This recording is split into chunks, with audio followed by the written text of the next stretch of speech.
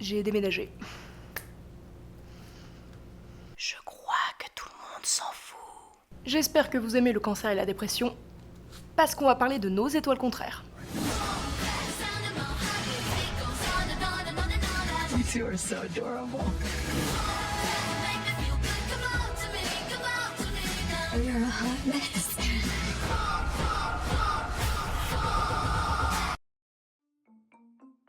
Nos étoiles contraires, c'est l'histoire de deux ados cancéreux qui décident que l'amour c'est vachement mieux que la mort. Je suis une putain de poète. John Green, né en 1977, obtient en 2000 un diplôme d'anglais et d'études religieuses. Non, moi non plus, je savais pas que ça existait. Il a aussi été aumônier pendant 6 mois dans un hôpital pour enfants atteints de maladies incurables. Bon, c'est pas la joie, mais on comprend d'où lui vient l'inspiration pour son bouquin. Ensuite, il a été critique littéraire pour un journal et assistant d'édition. En parallèle, il écrit sa première œuvre. Il publie son premier roman, Qui es-tu Alaska, en 2005 à l'âge de 28 ans. À partir de là, il deviendra auteur de livres jeunesse orientés adolescents. Voici ce qu'il déclarera quelques années plus tard. Une des raisons pour lesquelles j'écris sur l'adolescence est justement le fait que ça a été dur pour moi. Les expériences difficiles que j'ai vécues à cette époque ont laissé des traces. À cet âge, on doit régler nos problèmes nous-mêmes, et je ne savais pas le faire. C'est en partie l'intensité de ces expériences qui fait que j'aime y revenir dans mon travail d'écriture. T'as vu ça? Vous avez tous les deux été victimes durant votre adolescence. Il y a de l'espoir pour toi. Alors déjà, j'étais une victime surtout au collège. Au lycée, j'étais la cible des connards parce que j'étais chelou. C'est très différent comme statut. J'y tiens, cette nuance. Merde. Après avoir écrit 5 livres, John Green vient tout déchirer en 2013 avec une histoire aussi drôle que poignante, Nos étoiles contraires. Mais vu que John Green, c'est pas la moitié d'un déconneur, Hollywood nous offrira une adaptation, que dis-je, une merveilleuse adaptation, 1 an plus tard. J'ai vu le film qu'en 2019 et lu le bouquin qu'en 2020. C'est honteux, je sais. Bien que d'autres livres de John Green aient eu droit à leurs adaptations pas piquées des hannetons, comme La face cachée de Margot ou Flocon d'amour, Qui est en fait une collab avec d'autres auteurs donnant naissance à un film qui n'a pour seul point commun avec l'œuvre d'origine le nom des personnages et le diner à gaufres. Moi je préfère parler de Nos étoiles contraires. Effectivement, il n'y a aucun argument.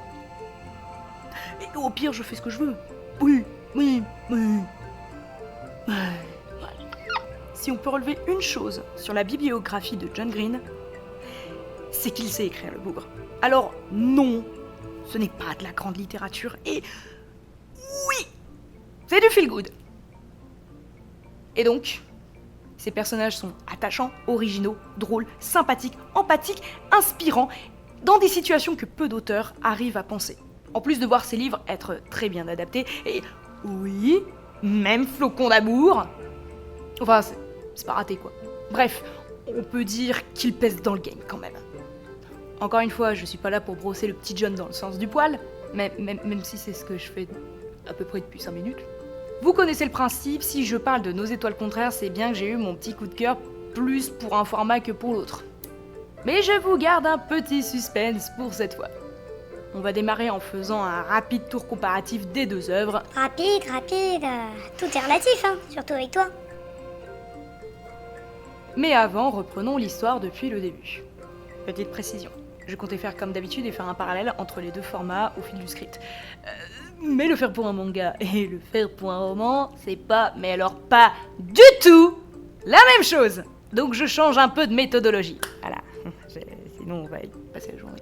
Je vais me caler sur le rythme du film pour avancer plus simplement, et surtout pour éviter de vous paumer, ce qui est chose facile quand on parle à la fois d'un long métrage de plus de 2 heures et d'un bouquin qui fait 327 pages. Très facile, ouais. Comme d'habitude, je vous préviens, je vais spoiler si fort l'entièreté du film et du livre en fait.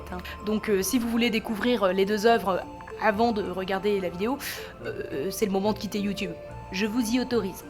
Zou, zou, zou, zou, zou, zou, zou, zou.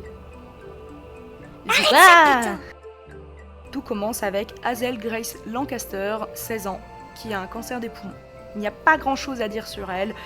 Elle est à la fac, elle n'a pour ainsi dire pas ou peu d'amis, et elle lit le même bouquin en boucle, Une impériale affliction.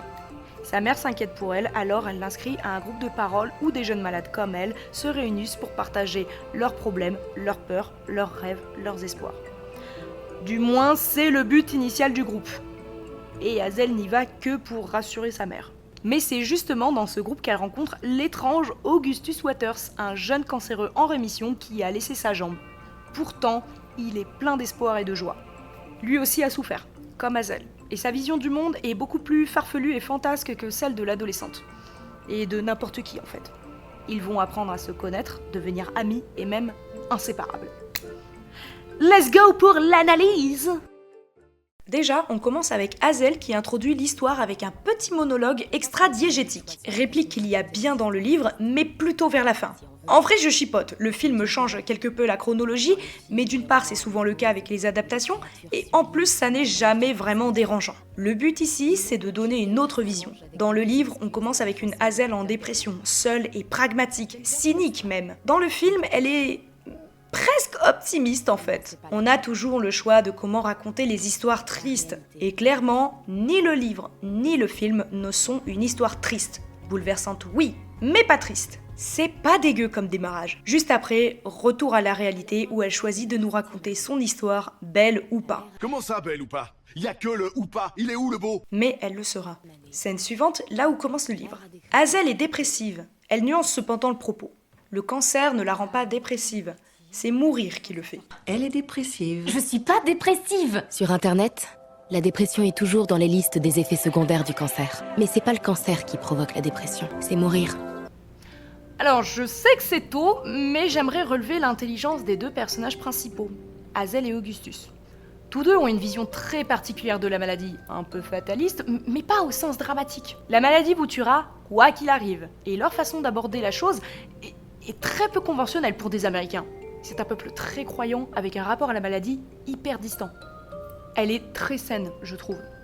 Ils n'esquivent pas la chose. Ils en parlent, ils l'affrontent, ils en rient, ils en pleurent. Ils vivent la maladie et ils vivent la mort. C'est super bien écrit. Et c'est d'ailleurs très bien recréé dans le film. Bon, on revient à l'analyse du coup.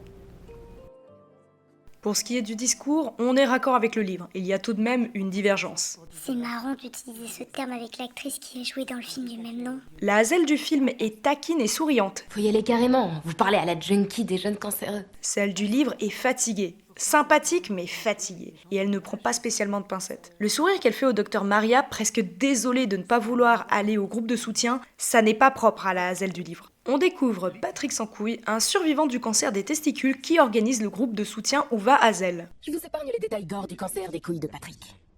En résumé, ils en ont trouvé dans ses boules. Ils ont enlevé le plus gros, et il a failli mourir.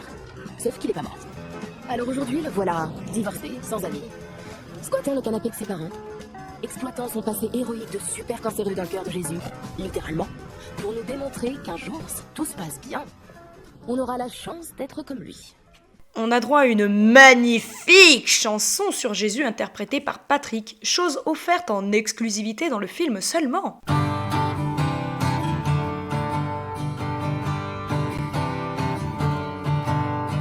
Jésus-Christ nous soutient, il sera là jusqu'à la fin. Et elle rencontre Augustus en allant à l'une de ses réunions. Deux petites différences ici. Premièrement, Hazel va pour prendre l'ascenseur, mais ne peut pas puisqu'il est déjà occupé, alors que dans le livre, le rapport à l'ascenseur est très particulier et elle l'évite à tout prix. Et deuxièmement, sa première rencontre avec Augustus se fait ici par une bousculade quand elle allait vers l'escalier, alors que dans le livre, leur première rencontre n'a lieu qu'une fois en bas, dans le cœur littéral de Jésus, quand ils sont tous assis et prêts pour la réunion. Ce changement concernant leur premier échange est pas si mal quand on y réfléchit. Ils se bousculent accidentellement, se rentrent même dedans. Hazel baisse les yeux en s'excusant alors que Gus maintient le contact visuel, attend une seconde et lui répond « y a pas de mal ». Il se dirige vers l'escalier, se retourne pour l'observer, mais il est si troublé qu'il se prend la porte dans l'épaule et accuse le coup, sans perdre son sourire qu'on verra très souvent. C'est intéressant quand on connaît la suite de la scène. Tout le monde s'installe pour la réunion, Hazel est assise plus ou moins en face d'Augustus, mais ne remarque pas tout de suite qu'il la regarde en souriant. S'ensuit, comme dans le livre, Battle de regard.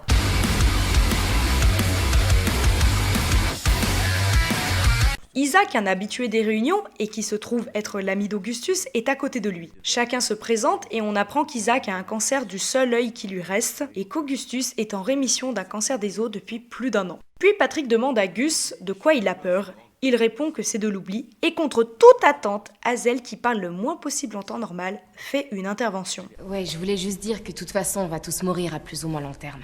La Terre existait avant les hommes, elle existera après les hommes, c'est évident. Il se peut qu'on disparaisse demain, comme dans 1 million d'années.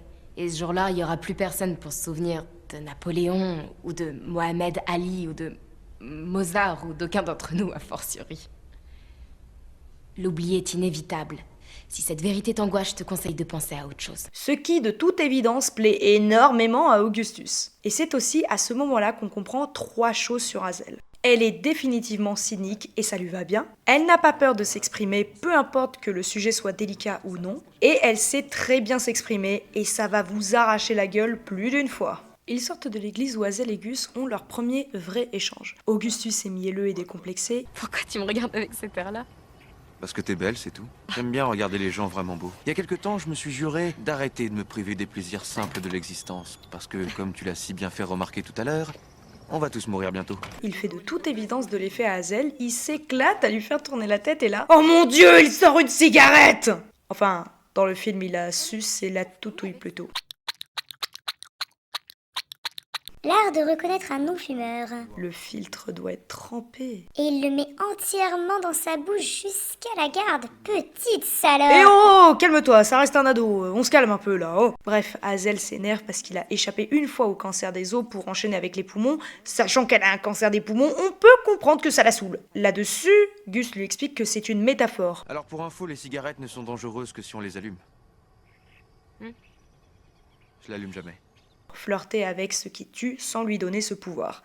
Elle fond dans la seconde et accepte d'aller voir un film avec lui. Cette scène est très fidèle au livre, excepté quelques dialogues qui sont pas à 100% corrects, mais on n'est pas là pour enculer les mouches, donc c'est au top. Ah si, juste un détail. Hazel du roman, avant de rencontrer Augustus, a une certaine complicité avec Isaac, qui déteste lui aussi venir à ces réunions qu'il trouve déprimantes. Ils s'échangent souvent de longs regards désespérés et des longs soupirs lourds de sens. Et surtout, Isaac est globalement plus présent dans le livre, mais en soi, ça ne dessert pas le film, donc c'est pas super grave. Ah, il y a ça aussi. Toujours. Code secret. Ils se disent qu'ils vont s'aimer toujours, tu vois le style. Je pense qu'ils en sont à 14 millions de toujours en texto cette année.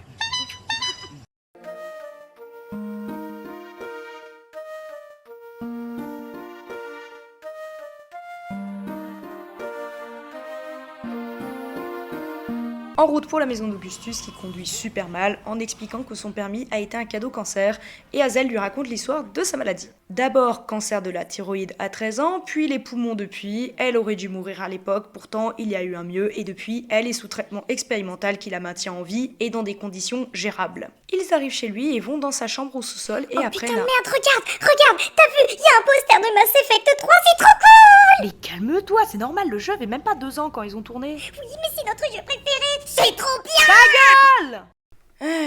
Bon, je disais quoi moi? Ah oui, donc au sous-sol, ils apprennent à faire connaissance et Hazel lui parle de son livre préféré, Une impériale affliction. Il promet de le lire si elle fait de même avec le livre préféré de Gus, Le prix de l'aube, la revanche des insurgés. On zappe le passage du roman où il regarde V pour Vendetta, où Gus compare Hazel à Nathalie Portman et le chemin du retour quand il la ramène chez elle en lui faisant écouter son groupe préféré, The Hattie Glow. Et un petit passage mignon et rogné aussi, et j'ai trouvé dommage qu'il ne soit pas dans le film. Une fois devant chez Hazel, je vous lis le passage. « Je peux te revoir » a-t-il demandé d'un ton qui trahissait une inquiétude charmante. J'ai souri. « Bien sûr. » Demain ? Attention, ai-je rétorqué, tu risques de passer pour un impatient. C'est pour ça que j'ai dit demain, a-t-il répliqué. J'ai déjà envie de te revoir maintenant, mais je vais m'obliger à attendre toute la nuit et une bonne partie de la journée de demain. J'ai levé les yeux au ciel. Je ne blague pas, a-t-il insisté. Tu ne me connais même pas. J'ai pris le livre qu'il avait calé entre les 2 sièges. Et si je t'appelais quand j'ai fini ça, ai-je proposé. Tu n'as même pas mon numéro. Je te soupçonne fortement de l'avoir écrit dans ce livre. Il s'est fendu d'un sourire béat. Et tu oses dire qu'on ne se connaît pas. Ça, c'est la naissance d'une complicité, et on ne l'a pas dans le film. La scène suivante est très différente dans les deux versions. Alors que dans le film, elle attend un message d'Augustus en faisant la rebelle comme si elle s'attendait à rien et que c'était une simple conversation, et qu'elle regarde son téléphone tous les quarts d'heure comme on le fait tous quand on a un crush, dans le roman, elle lit le livre de Gus en une journée, lui envoie un message, il se plaint parce qu'elle devait l'appeler et non textoter, mais lui n'a pas encore fini le livre d'Hazel, donc ils se parleront quand ce sera fait. Même si dans le roman ça fait écho à leur toute jeune complicité, dans le film ça sonne bien. On sent que la prochaine conversation que veut avoir Augustus avec Hazel, il sera préparé à lui répondre, à parler de quelque chose qu'elle aime et lui faire bonne impression. Ok, c'est un peu à l'envers vu que c'est lui qui l'embarque dans le flirt et donc c'est lui qui doit attendre qu'elle morde pour voir si la ligne qu'il a lancée est efficace ou non. Tu compares Hazel à un poisson maintenant, déjà qu'elle va mourir, trop cool. Mais c'est pas non plus un non-sens, donc c'est bien. Après quelques jours, il la bombarde de SMS très virulents, ils s'appellent, ils n'ont cependant pas le temps de discuter parce qu'Isaac est en pleine crise de nerfs. Elle va chez Gus où elle retrouve les deux amis devant un jeu vidéo. Isaac s'est fait larguer par sa copine. Ouais, celle-là. Et il est en pleine dépression post-rupture. Augustus cite une phrase d'une Imperial Fiction et Isaac explique que Monica l'a quitté parce qu'elle ne voulait pas le voir devenir aveugle, que c'est trop dur à vivre. Quelle connasse! Perso, je juge pas, j'ai aucune idée de comment je réagirais dans ce cas. Mais ouais, c'est pas cool. Isaac casse des trucs pendant qu'Hazel et Gus parlent de la conclusion frustrante du bouquin. Hazel explique qu'elle a contacté l'auteur Peter Van Houten pour connaître la fin, mais il n'a jamais répondu. Oui, parce que le livre parle d'une ado cancéreuse et il s'arrête en plein milieu d'une phrase. On en déduit donc qu'Anna, le personnage principal, est morte à ce moment et donc que son histoire se termine. Mais Hazel et Gus aimeraient connaître la fin des autres personnages. Oui, j'adorais. Mais la fin... Je sais, la fin est plutôt abrupte. Plutôt abrupte. Attends, sadique, tu veux dire? Scène suivante, quelques jours plus tard, où Gus a réussi à contacter Peter Van Houten qui explique qu'il ne compte pas écrire de suite et ne le fera pas de façon traçable, comme par mail par exemple. Hazel le contacte à son tour pour tenter d'avoir des réponses à ses questions et lit son message à Augustus. Dans le livre, ils en viennent à parler de leur dernier baiser. Hazel dit que c'était avant la maladie, Gus, lui, parle de son ex-copine, Caroline Matters, qu'il a embrassée pour la dernière fois il y a moins d'1 an. Et dans le film, comme dans le livre, avant de raccrocher, ils se disent ok plusieurs fois. Bon, contexte. Isaac et sa petite amie Monica, qui vient de le larguer, se disaient toujours comme une promesse comme quoi ils s'aimeraient toujours. Dis-le en premier. Non, toi, dis-le en premier. D'accord. Toujours. Hazel et Gus s'étaient gentiment moqués de ça. Là, l'un dit ok, puis l'autre, puis Hazel, puis Gus, et finalement Augustus lui dit que ok pourrait être leur toujours, leur promesse que tout va bien, un langage qu'ils sont les seuls à comprendre et partager, même s'ils ne sont pas ensemble. Même s'ils ne sont pas encore ensemble. Oui, si tu veux. Peut-être qu'à la place de toujours, on pourrait dire ok. On zappe la scène où Isaac se fait retirer son deuxième œil et d'Hazel qui lui rend visite à l'hôpital dans le livre pour passer direct au matin où elle reçoit la réponse de son mail où Peter Van Houten lui propose de venir à Amsterdam pour parler du livre de vive voix. Dans le film, l'idée la rend dingue de joie. Elle saute dans tous les sens, puis la réalité la rattrape. Ils n'ont pas les moyens d'y aller. Dans le livre, elle est beaucoup plus terre-à-terre. Elle sait que les frais médicaux ont bouffé toutes les économies de ses parents et donc que c'est foutu avant même de l'envisager. Elle est même en colère sur le coup. Plus tard, Augustus lui rappelle qu'elle a un vœu de la fondation, mais Hazel a déjà formulé son vœu à 13 ans quand elle était en état critique. Aller à Disney World. Pas Disney. Tu veux dire... Tu as été à Disney World. Tu veux J'avais dire que 13 toi, ans. ta dernière volonté était de visiter Disney Et World? le Epcot Center. Oh, mais c'est grave. Gus râle en disant qu'il a honte d'avoir un crush sur une fille qui a fait un vœu aussi peu original, ce qui l'a fait grandement plaisir. Pas qu'il ait honte, mais qu'il admette qu'il craque sur elle. Oui, c'était évident, mais voilà. Pourquoi tu précises alors? Dans la scène suivante, Hazel fait un rapide tour à l'hôpital pour faire un scan, et là j'ai un petit problème. Dans le bouquin, bon déjà c'est pas à ce moment-là qu'elle le fait, il est prévu pour dans quelques jours. Mais surtout, elle n'arrête pas d'y penser en négatif. Elle a mal à la tête et à l'épaule et elle n'en parle pas de peur que ce soit l'œuvre de Métastase qui aurait migré un petit peu partout. Et l'idée que son IRM se transforme en sapin de Noël illuminé ne l'enchante pas des masses. Elle est pas bien là. Alors que dans le film, elle nage dans le bonheur, parce qu'Augustus est super cool et a le béguin pour elle. On a, encore une fois, une grosse divergence entre la Hazel du film et celle du livre. On a à la base une Hazel déprimée, cynique, pragmatique, mais qui laisse sa porte entrouverte pour y laisser pénétrer les bonnes choses qu'elle peut gérer. Et on a une Hazel qui a pris une autre direction, qui est déprimée mais optimiste, qui fait de l'humour noir mais joyeusement, et qui sourit et rit souvent. Ouais, on a une gothique émo et une kikou jap quoi. Waouh! La caricature, c'est pas du tout ce que j'ai dit. Je dis juste qu'ils ont adouci Hazel dans le film. Et retenez bien ça, parce qu'on va revenir dessus plus tard. Mais ce jour-là, ça m'était quasi impossible.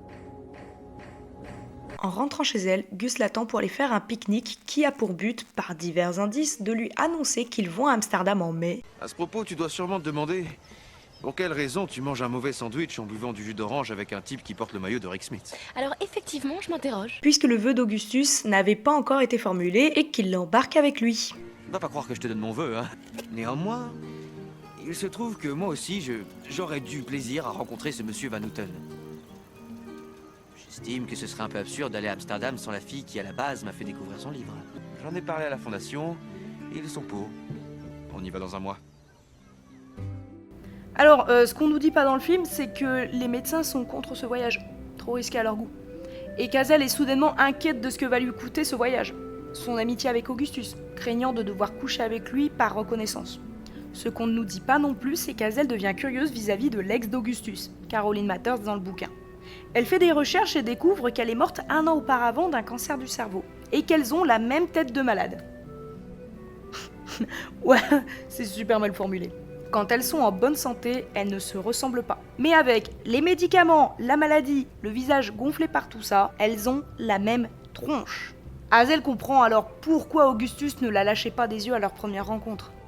Il dira d'ailleurs plus tard, à la page 185, « Tout va bien Hazel Grace, mais soyons clairs, quand j'ai cru voir le fantôme de Caroline Mathers au groupe de soutien, je n'étais pas aux anges.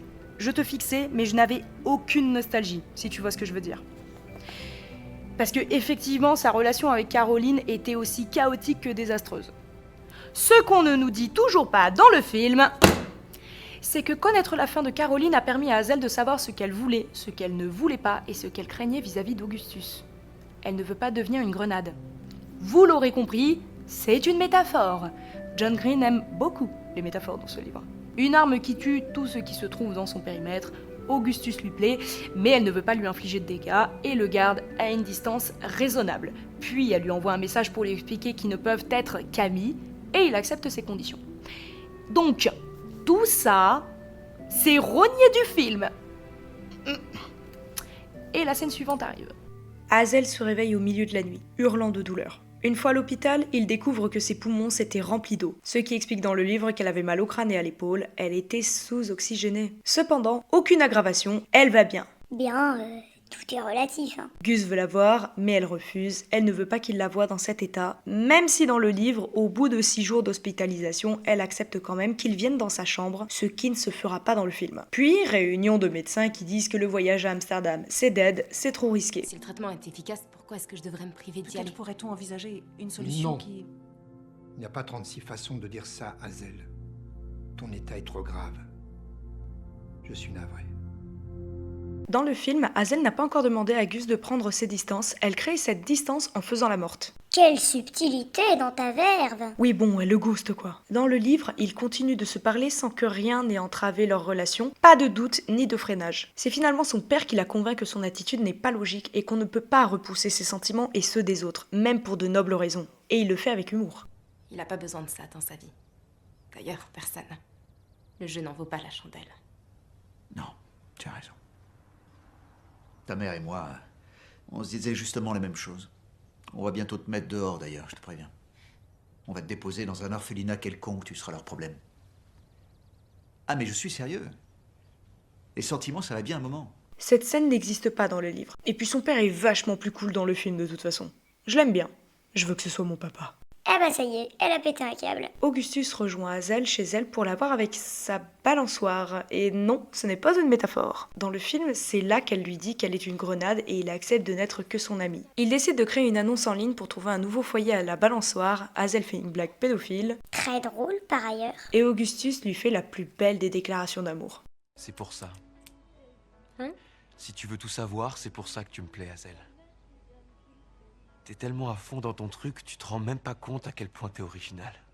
T'es sérieuse? C'est les paroles les plus romantiques du monde pour toi? Il lui dit qu'il accepte sa spontanéité et aime son grain de folie. Moi, on m'a jamais dit qu'on m'aimait, même si je suis complètement secouée. Tu m'étonnes. Le lendemain, elle reçoit un mail de l'assistante de Van Houten qui lui dit qu'elle est ravie que finalement il puisse venir à Amsterdam en mai. Elle apprend par sa mère que c'était une surprise et qu'en effet, le voyage se fera finalement. Amsterdam? Oui, on va à Amsterdam. On a tout organisé, on y va. Dans le livre, juste avant le voyage, Hazel va au groupe de soutien où elle revoit Isaac et va même chez lui pour jouer à la console. Le jour du départ, Augustus arrive devant chez elle en limousine. Alors que dans le livre, c'est la mère d'Hazel qui passe en voiture le chercher pour qu'ils aillent tous les trois à l'aéroport. Et dans la version du film, c'est plus logique vu qu'au retour d'Amsterdam, c'est le père d'Hazel qui vient les chercher. Réfléchissez, il est venu comment le daron? En voiture? Mais la daronne est elle aussi venue en voiture. Ils repartent chacun de leur côté? Chelou. Bref, dans l'avion, pendant que Gus fait une crise existentielle sur la capacité de l'homme à voler dans une machine, Hazel flirte et let's go pour Amsterdam. Quand ils arrivent à Amsterdam, Hazel et Augustus vont au restaurant. Ils boivent du champagne pour la première fois et tapent enfin dans la graille. Ils parlent de tout et de rien et en viennent à parler de la mort. Pour des jeunes cancéreux, c'est original. Hazel a une position relativement athée avec tout de même une petite ouverture agnostique. Gus croit à l'au-delà, mais pas aussi idéal qu'on pourrait le croire. Il croit à un après. Tout simplement. Dans le livre, elle pense sans lui dire que croire au paradis, pour elle, c'est être un idiot. Dans le film, elle laisse sous-entendre que la vie n'est pas une question ni une réponse, qu'il n'y a peut-être rien, parce que rien n'a de sens. C'est pas une grande surprise, Hazel est une nihiliste qui s'assume. Et Gus est un grand optimiste heureux. D'ailleurs, il répète au moins 5 fois dans le livre « Je suis sur des montagnes russes qui ne cessent de monter ». Alors qu'il ne le dit qu'une fois dans le film. Ensuite, il lui fait une déclaration d'amour, qu'il fera plus tard dans le livre. Je suis éperdument amoureux. Arrête. Je suis amoureux de toi. Je sais que l'amour est un cri face au néant, que nous tomberons tous dans l'oubli. Je sais que nous allons tous mourir. Je sais aussi que, tôt ou tard, tout ce qu'on a construit retournera à la poussière. Et je sais qu'un jour, le soleil engloutira la seule planète qui ait jamais abrité la vie. Et que je suis tombé amoureux de toi. On n'y changera rien. Ils quittent le restaurant et finissent leur journée. Dans le livre, en revanche, ils se baladent en ville pour s'asseoir sur un banc et parler. Hazel évoque Caroline et Augustus lui parle de leur relation, qu'elle ne lui faisait pas du bien et que sur la fin, Caroline était devenue quelqu'un de très peu appréciable. Peut-être sous couvert de la maladie, mais finalement, il n'a jamais su. C'est là qu'il admet que, quand il a vu Hazel la première fois, il était face à un fantôme. Je reviens rapidement sur leur première rencontre qui n'a pas du tout la même signification dans les deux supports. Dans le livre, Hazel porte le visage de Caroline. Augustus est comme hypnotisé, mais pas dans le bon sens. Dans le film, il est simplement subjugué par elle. Il la trouve belle et donc ne se prive pas de la regarder. Leur relation démarre sur des bases beaucoup plus saines dans le film. Même si ça ampute du lore de Gus, c'est quand même plus sympa. Il n'y a pas que le lore qui a été amputé. Ouais. Le lendemain, ils font leur rencontre avec Peter Van Houten. Willem Dafoe. Et attention, c'est sportif. Hazel s'habille comme Anna, le personnage principal d'une Imperial Affliction, et arrivé chez lui, il tombe de haut. Peter Van Houten est un sale con! Tu sais pourquoi j'ai quitté les États-Unis? Pour ne plus jamais voir d'Américains. Vous l'êtes pourtant. Irrémédiablement. Fous-les dehors. Dans le film, elle ouvre la porte aux jeunes pour les amener à Van Houten. Non seulement on constate l'état calamiteux de sa demeure, mais aussi son sens aigu de la sympathie et de l'hospitalité. Il râle parce qu'ils sont américains et qu'il a quitté les États-Unis pour ne plus jamais en croiser d'autres, ce qui n'est pas de bon augure. Non. Il est méprisant, méprisable et alcoolique. Surprise! Houten, je voulais vous remercier d'avoir répondu à nos lettres. De toute évidence, une erreur de jugement. C'est la première fois que je corresponds avec des admirateurs. Regardez où ça me mène. Un whisky? Papa? Non, le nôtre il sait pas lire, alors écrire. Ouais. Hazel et Gus essaient en vain de détendre l'atmosphère en étant enjoué et poli. Mais l'écrivain reste hermétique à cela et relève tout de même la tenue d'Hazel, idée qu'il n'a pas l'air d'apprécier du tout. Est-ce que c'est volontaire si vous êtes habillé comme elle? Si on veut. D'ailleurs, il apprend tout juste qu'il aura payé le resto. Alors qu'Hazel tente de poser des questions sur le livre, Van Houten l'interrompt pour parler de rap suédois et leur fait écouter un morceau avec le volume à fond.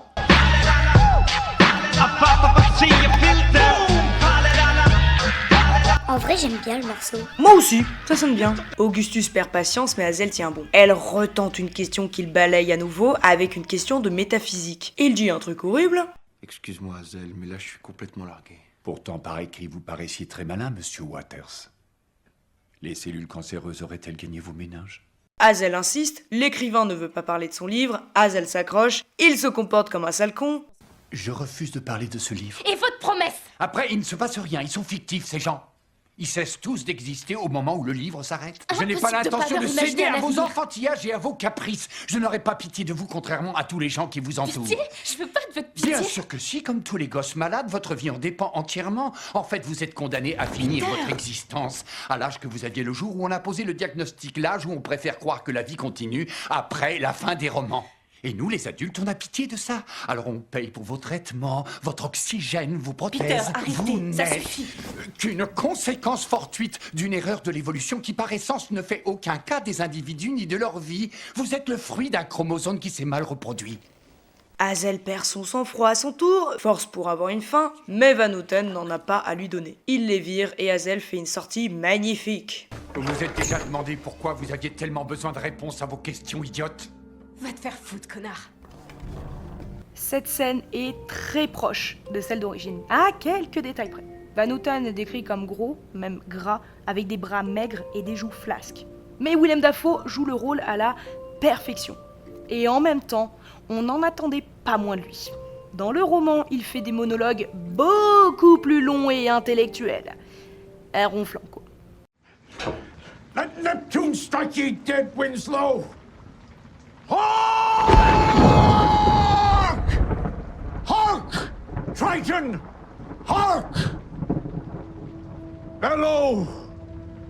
Bid our father, the Sea King, rise from the depths full foul in his fury, black waves teeming with salt foam, to smother this young mouth with pungent slime, to choke ye, engorging your organs till ye turn blue and bloated with bilge and brine and can scream no more. Only when he, crowned in cockle shells, with slithering tentacled tail and steaming beard, take up his fell befinned arm. His coral-tined trident screeches banshee-like in the tempest, and plunges right through your gullet, bursting ye, a bulging bladder no more, but a blasted bloody film now, a nothing for the harpies and the souls of dead sailors to peck and claw and feed upon, only to be lapped up and swallowed by the infinite waters of the dread Emperor himself. Forgotten to any man, to any time, forgotten to any god or devil, forgotten even to the sea, for any stuff or part of Winslow, even any scantling of your soul, is Winslow no more, but is now itself the sea.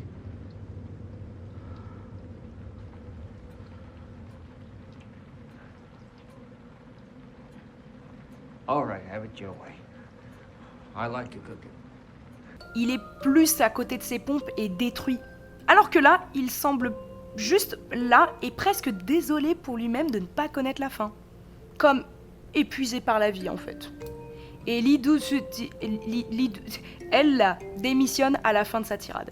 Ils partent dans la rue et elle les rejoint et s'excuse en les invitant à aller à la maison d'Anne Frank, sans Van Houten bien entendu. Belle épreuve pour Hazel puisque le musée ne possède pas d'ascenseur et qu'elle en chie un max.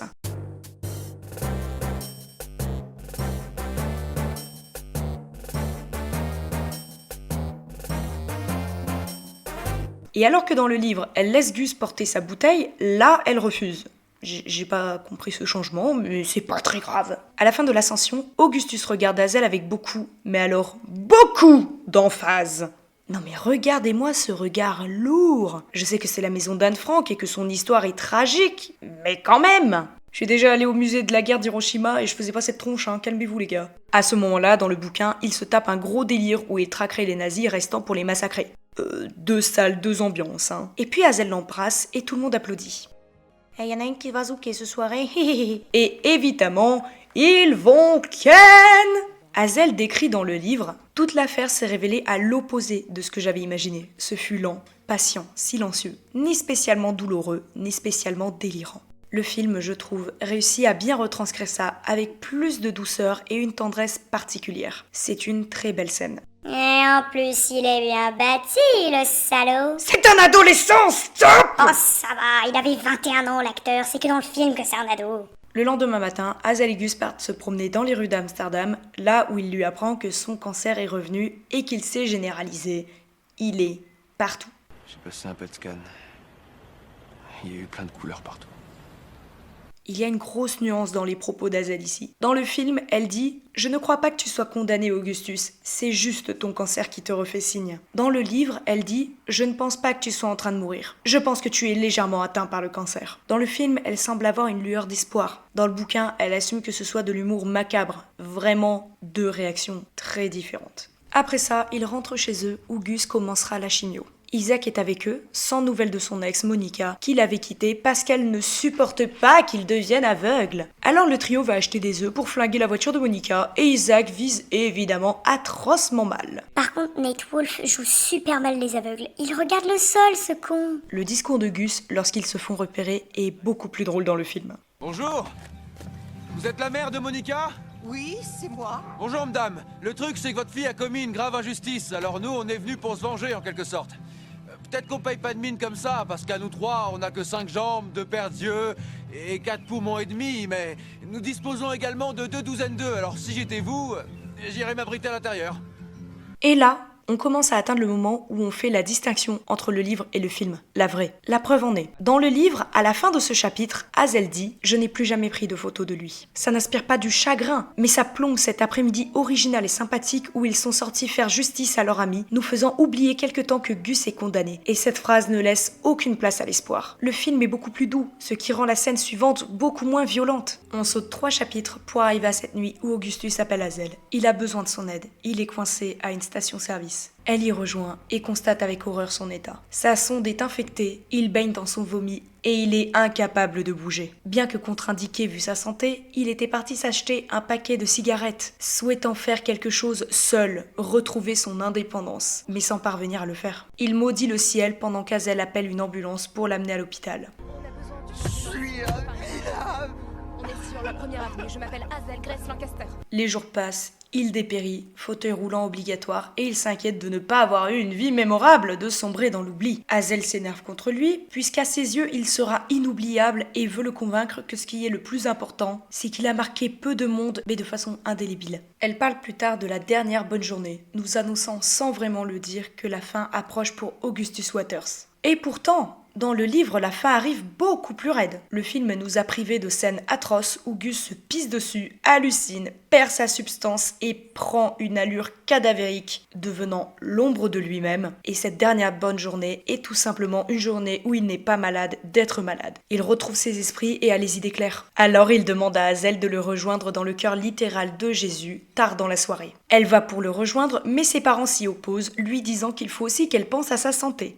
Alors, là où ils sont carrément abusifs dans le film, sérieux, son mec va mourir d'une seconde à l'autre. Elle peut quand même profiter tant qu'il est là.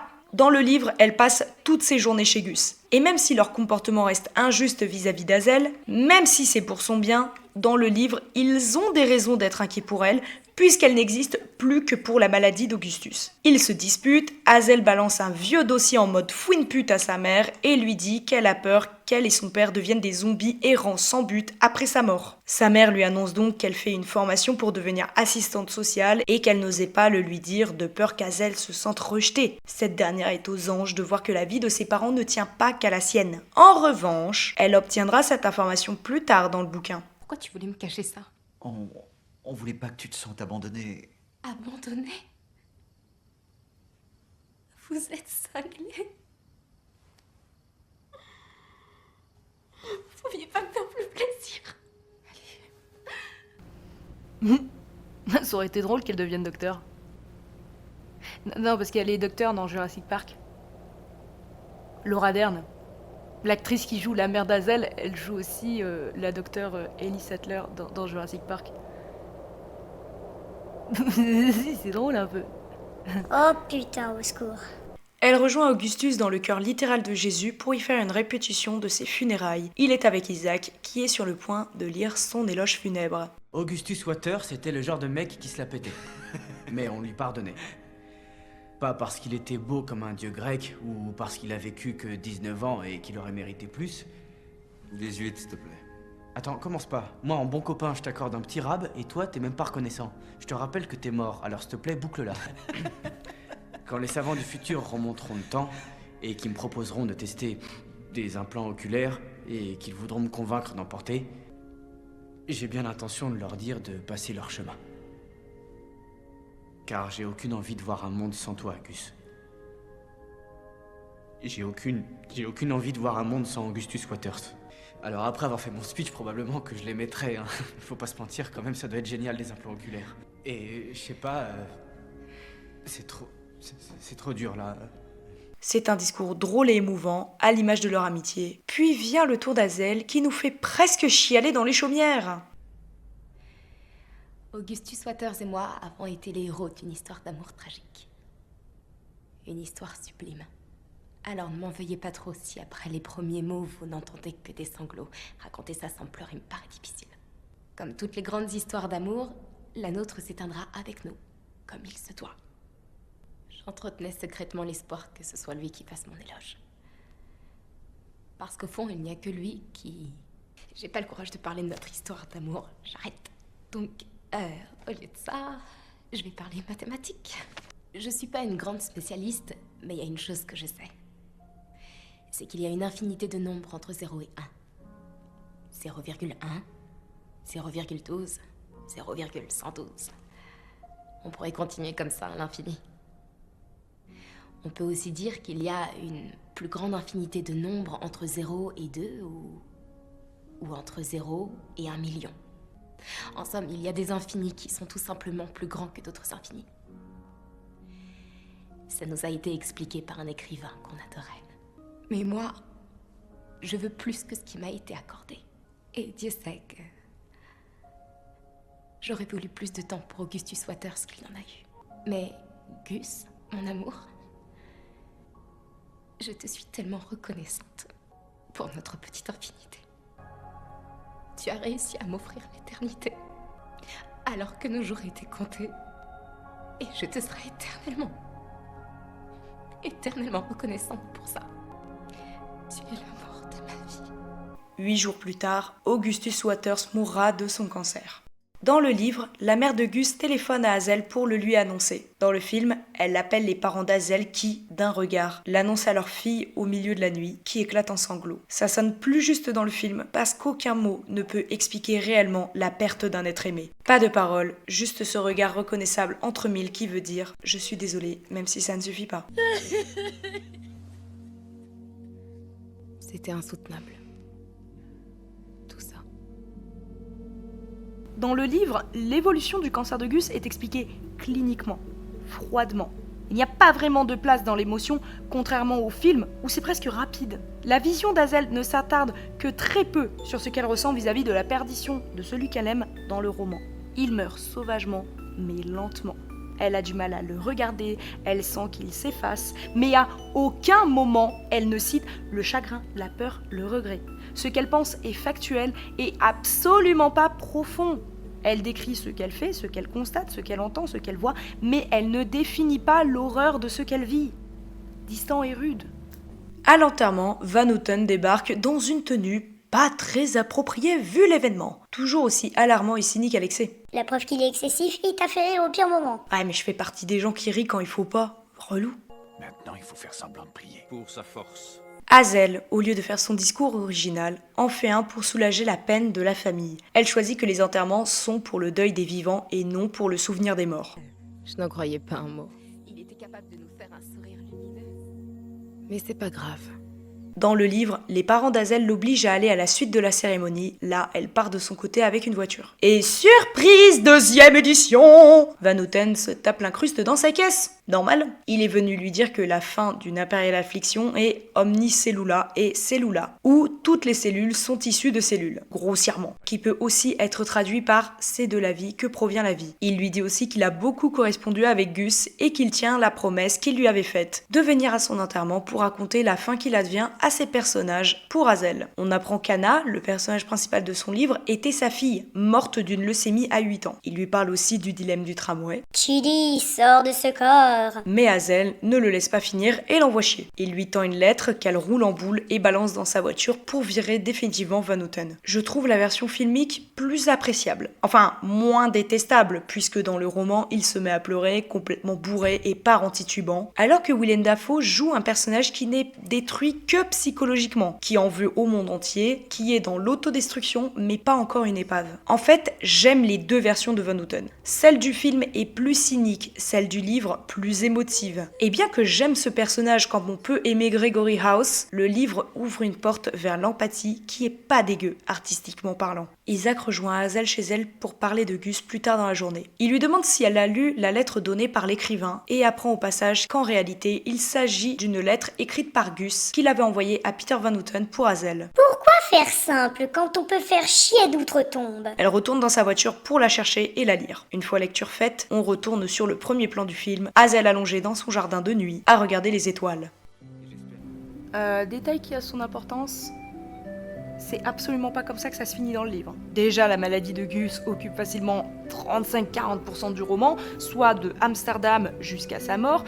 Puis, quand son décès arrive, on a de longues scènes avant ses funérailles. Alors attendez, j'ai pris des notes parce que il y a pas mal de trucs.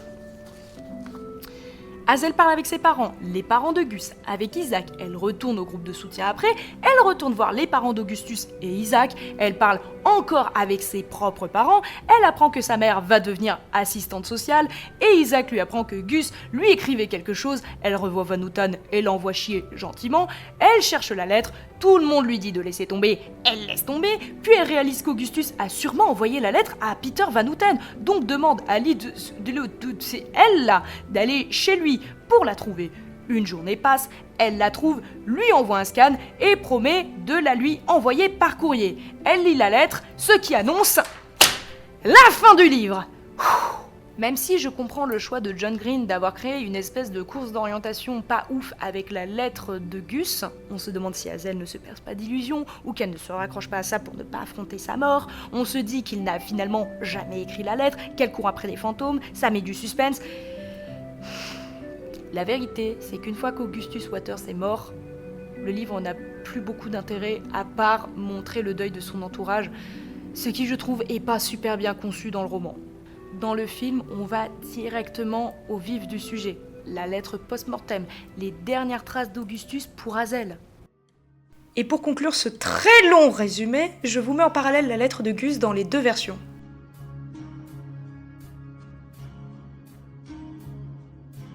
Monsieur Van Houten, je suis un mec bien mais un écrivain pourri. Vous êtes un mec pourri mais un bon écrivain. Je pense qu'on ferait une super équipe. Ça me coûte de vous demander un service, mais si vous avez le temps, et visiblement c'est pas ça qui vous manque, merci d'arranger ce texte. C'est un éloge funèbre pour Hazel. Elle m'a demandé de l'écrire, et depuis j'essaye, c'est juste que ça manque un peu de panache. Le truc c'est que, on veut tous laisser un souvenir derrière nous. Mais Hazel c'est différent. Elle sait ce qui est important. Elle ne veut pas 1 million d'admirateurs, elle en veut un.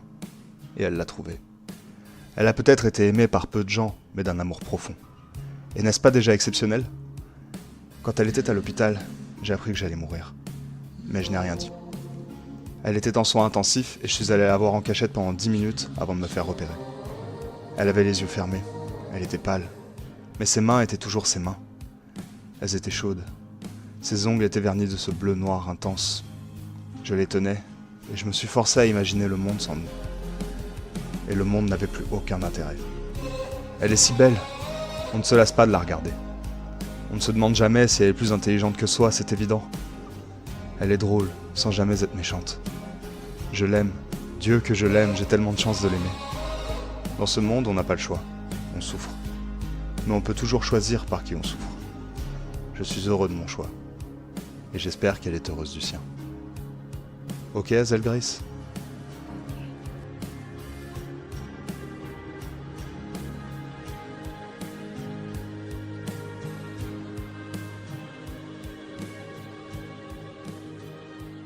Maintenant qu'on a fini le résumé, on va revenir sur ce que je considère comme étant les points positifs des deux supports, le livre et le film.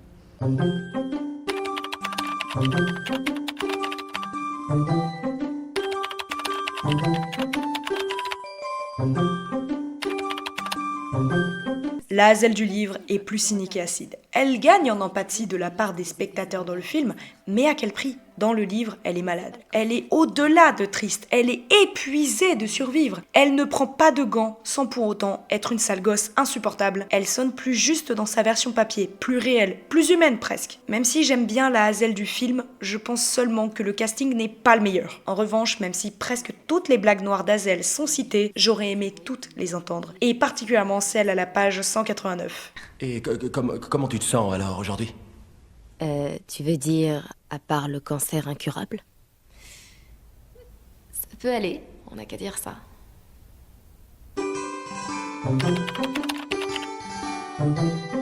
Quand je dis que je n'aime pas l'élitisme dans le monde du livre, ce genre de livre est la preuve qu'il ne faut pas hiérarchiser les genres littéraires. C'est du feel-good pour ados, de genres qui sont méprisés par les trous de balles qui ne lisent que de la littérature blanche et se plaignent qu'on perd les valeurs de cet art qu'est la littérature. À ces gens, fermez vos gueules. Et sinon, putain que c'est bien écrit. C'est intelligemment écrit. Et c'est paradoxalement pas à la portée de tous. Non, j'exagère. C'est à la portée de tous. À condition de savoir lire et d'avoir plus de 15 ans. Mais certains passages sont pointus. Je pense notamment aux écrits de Peter Van Houten qui, par moments, arrivent à me paumer. En même temps, c'est facile de te paumer, toi, cervelle d'huître. Hazel aussi, qui a des pensées très poussées en termes de philosophie. Et même Gus, qui est régulièrement rappelé comme n'étant pas à l'aise avec les mots, il s'exprime vachement bien. Évidemment, on peut voir les dialogues dans le film, mais le livre offre un peu plus que ça en nous ouvrant une fenêtre sur les pensées d'Hazel qui sont extrêmement instruites, perspicaces et des notes d'une grande intelligence. Et surtout, nombreux dialogues, et particulièrement les correspondances par mail avec Van Houten, sont très simplifiés.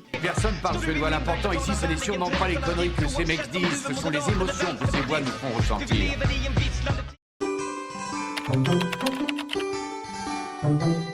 Pour citer Hazel quand elle parle d'une impériale affliction, ce livre ne parle pas de cancer. Enfin, il parle de cancer sans en parler. Disons-le autrement, sans le cancer, ce roman n'existerait pas. Il est le point de rencontre des personnages et des événements. Il prend même de prime abord toute la place de la conclusion, mais laissera cette place à l'amour qu'Augustus portait pour Hazel. Mais vous savez de quoi parle vraiment cette histoire ? De la vie. La vie, quoi qu'il en coûte, les belles choses, les joies et les peines, l'amour et la maladie, les rencontres et les deuils, et comment on fait face à tout ça, comment on parvient à continuer d'avancer. Et c'est ce que dit cette œuvre sur sa fin. Le monde est rempli de tristesse, mais il y a plein de bonnes choses à vivre. Alors continue à respirer en te raccrochant à la beauté du monde. De la part d'une dépressive chronique, il sonne faux ce discours. Elle est mourante, elle a le droit d'être dépressive. Je parlais de toi.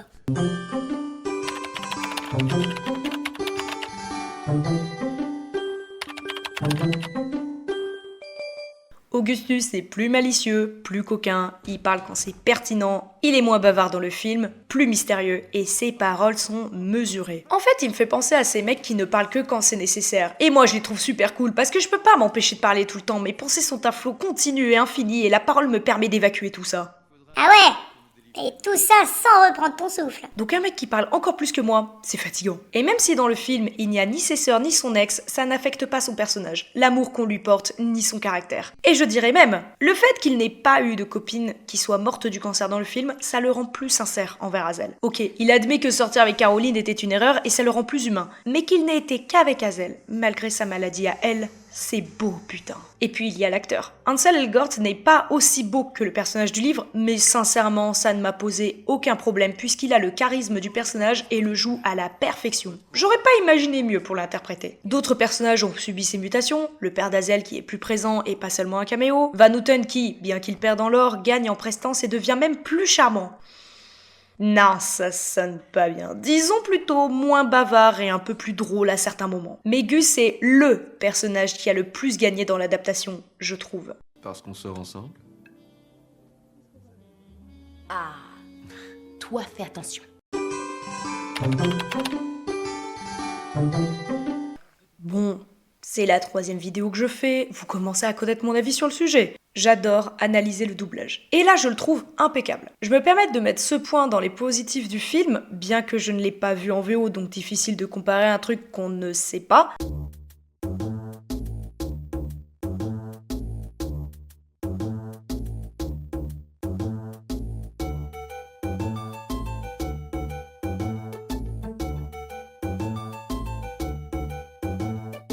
Mais les dialogues, les voix et les intonations sont systématiquement plus que corrects. Les inflexions de voix de Gus qui, avec son texte brillamment écrit, devient très charismatique et accueillant. Hazel et son éventail d'émotions. La mère d'Hazel qui a une voix guillerette sans être dans la caricature, mais qui sait transmettre des choses plus sombres. Même la voix du père d'Hazel est sympathique. Sympathique.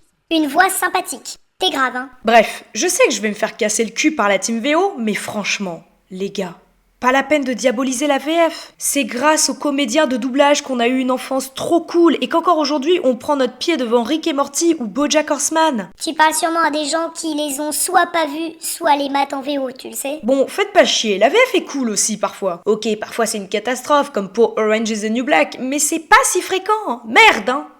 Oui.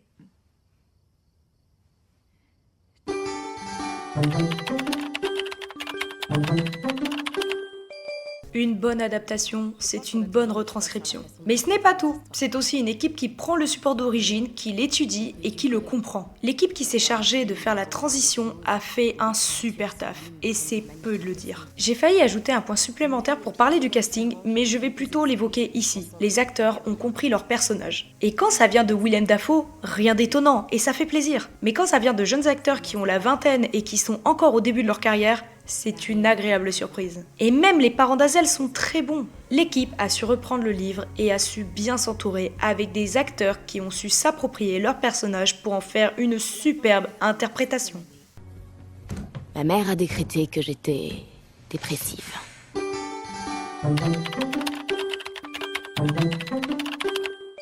Comme je le disais, la Hazel du film est adoucie, plus optimiste et rayonnante, et c'est en partie une erreur de l'avoir à ce point dénaturée.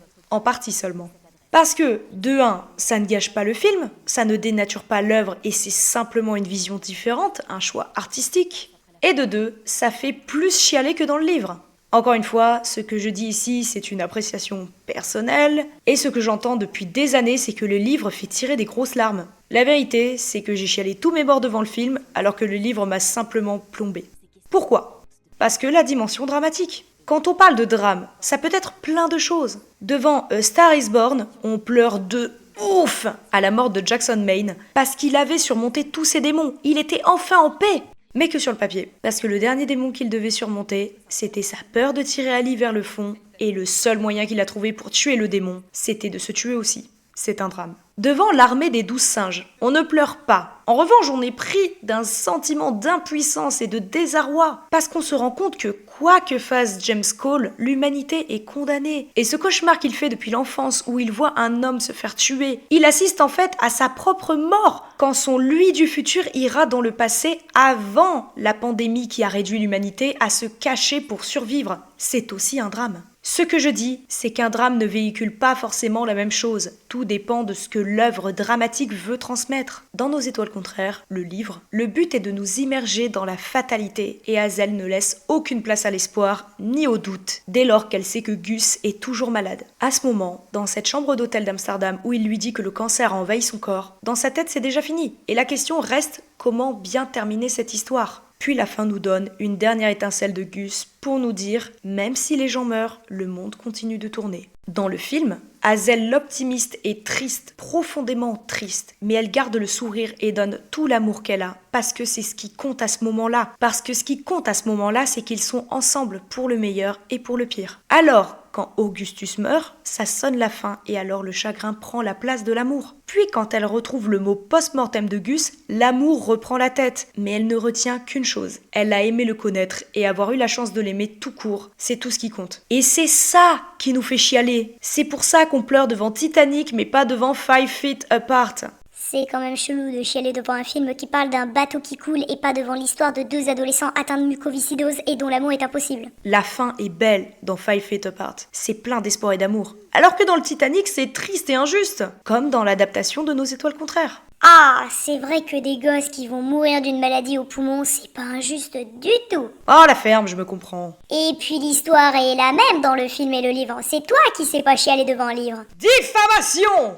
J'ai chialé en lisant Phobos, Nous les menteurs, seras-tu là, Les derniers jours de Rabbit Ace. J'ai jamais autant chialé qu'en lisant Les derniers jours de Rabbit Ace, bordel! Alors je ne te permets pas! C'était insoutenable. Tout ça. Chaque seconde pire que la précédente.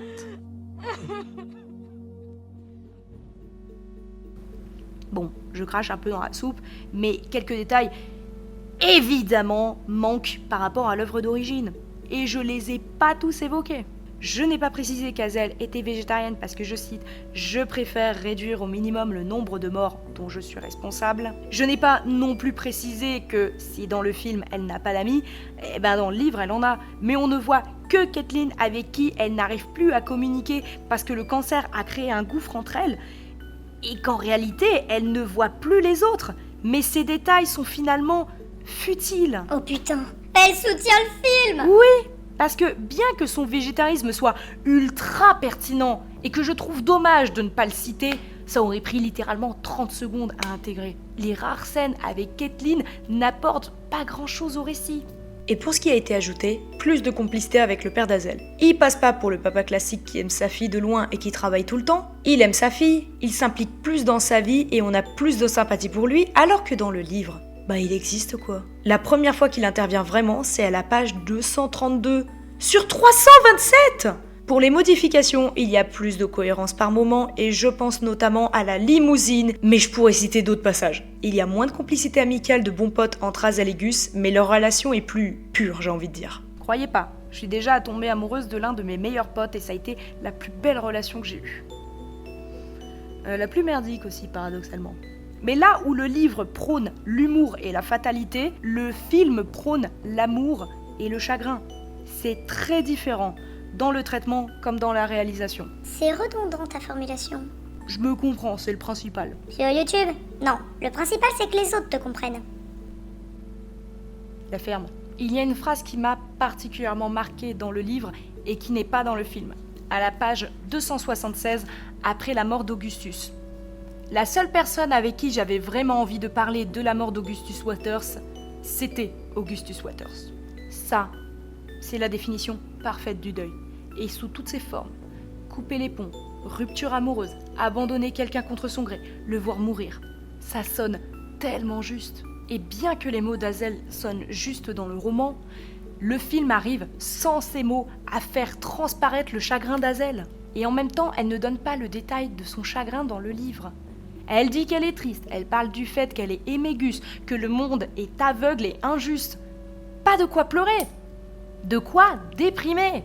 On chiale plus facilement dans le film parce qu'Azel y est plus optimiste, l'espoir dégringole de vachement plus haut. Tout est plus intense pour elle et elle est beaucoup moins pragmatique et on se prend au jeu du peut-être. Et finalement, c'est peut-être pas. Et c'est pour ça que j'ai préféré le film. J'en ai fini avec Nos étoiles contraires, en espérant vous avoir au moins enrichi un minimum et au mieux vous avoir convaincu de découvrir les deux formats pour vous faire votre propre opinion. Merci pour votre écoute et à plus.